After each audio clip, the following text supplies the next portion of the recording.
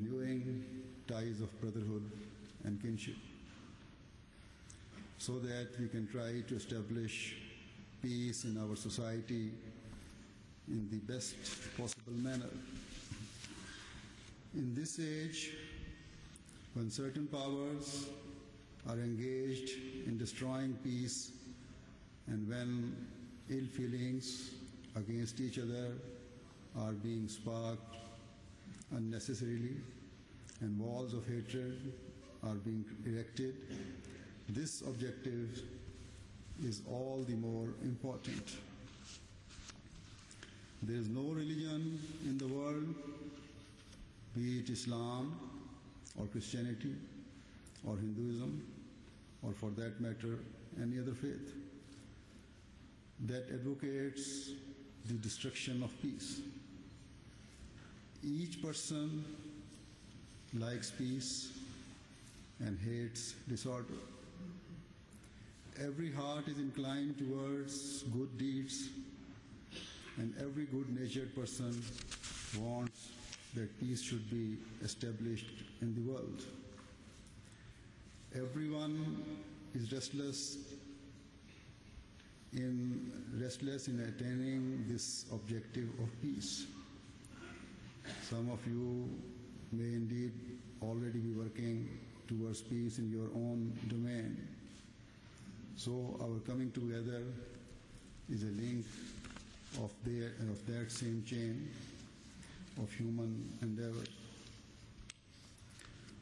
Over the last few years, this peace conference has become a permanent feature of the Ahmadiyya Muslim community's love for peace and the establishment of peace.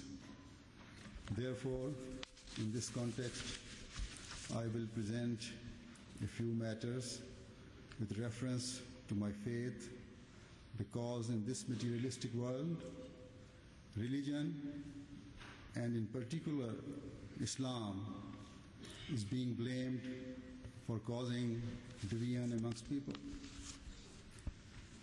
Whereas Islam requires one to be pure-hearted about others and to prefer and desire peace. Unfortunately, those within Islam and those beyond have both tried to tarnish this attractive image of Islam and this facet of its picture. If any excesses have been committed by one side, the other side has tried to fan the flames of hatred.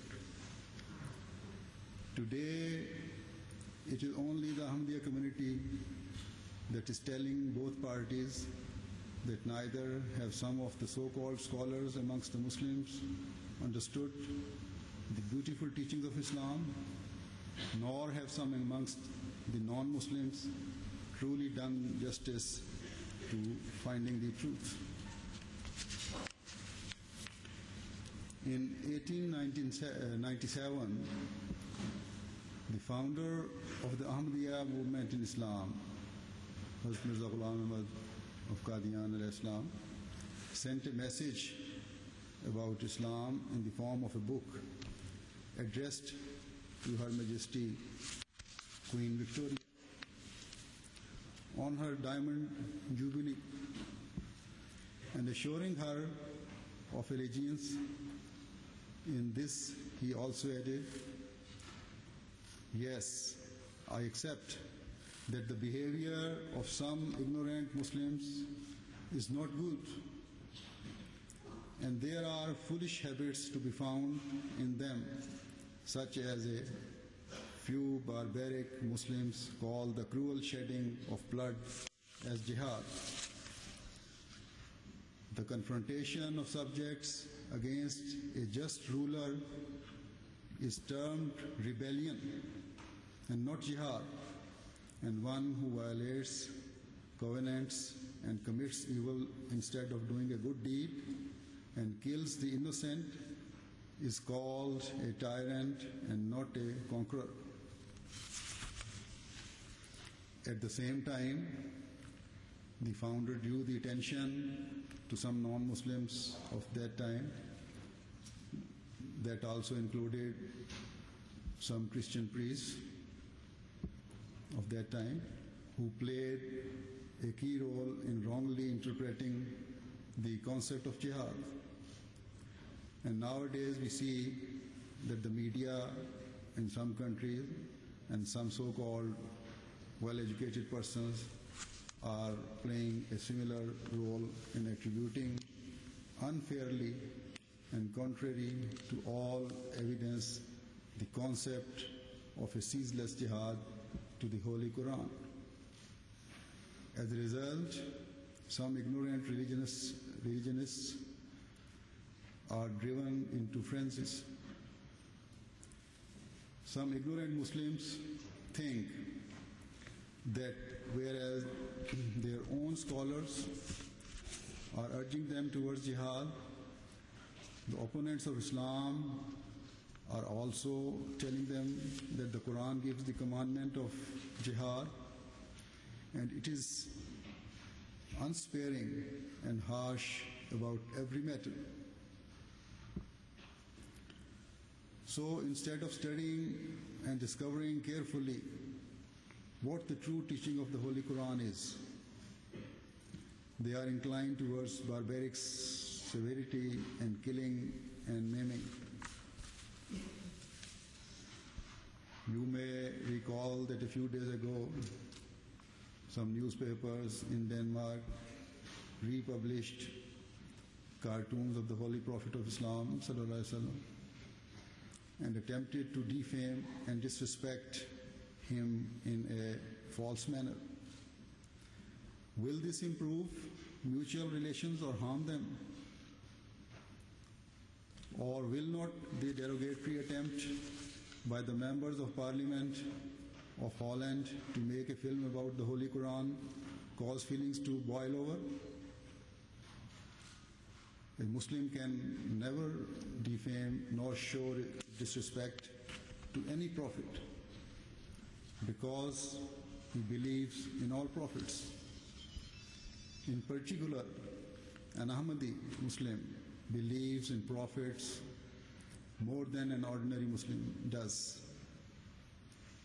because in addition to believing in all the prophets up to the Holy Prophet of Islam sallallahu alaihi wasallam, the believers in the promised Messiah and Reformer, we believe in the promised Messiah and Reformer of the age, who was to gather all faiths and establish peace, love, and affection in the world, and has done so. The history of more than 100 years of the Ahmadiyya community bears testimony to the fact that we are truly makers and keepers of peace. I included reference about jihad from the promised Messiah, so that no one should think that we are adopting this apologetic attitude to reconcile ourselves in view of the changed circumstances in which we find ourselves. This has been the Ahmadiyya teaching from day one, and is in the light of the teaching of the Holy Quran. In response to a question as to what he intended to show in his controversial film, the Dutch MP, Mr. Wilders, has quoted the verse of the Holy Quran, which says, "And when you meet in regular battle, those who disbelieve, smite their necks. And when you have overcome them, bind fast the fetters. Then afterwards, either release them as a favor or by taking ransom, until the war lays its burdens." That is the ordinance. And if Allah has so decided, He could have Himself exacted retribution from them.